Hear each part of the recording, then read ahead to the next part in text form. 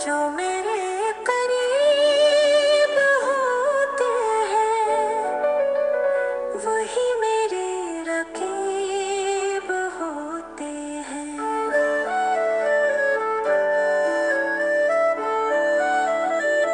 जो मेरे करीब होते हैं वही मेरे रकीब होते हैं।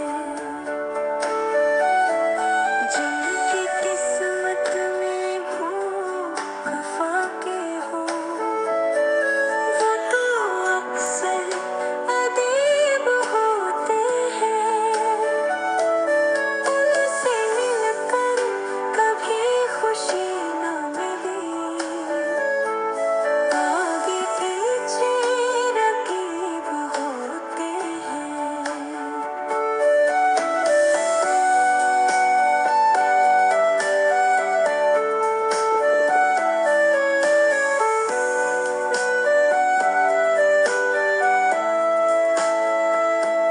घर में हर चीज अब मयसर है, फिर भी शिकवे अजीब होते हैं।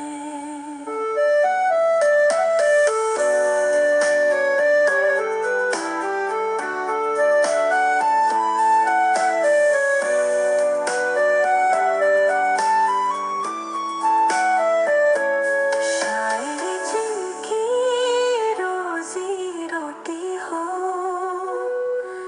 वो बड़े बदनसीब होते हैं। चापलूसी जिन्हें नहीं आती वो तो अक्सर गरीब होते हैं। सच का दामन जो थाम लेते हैं वो तो ज़ेरे सलीब हो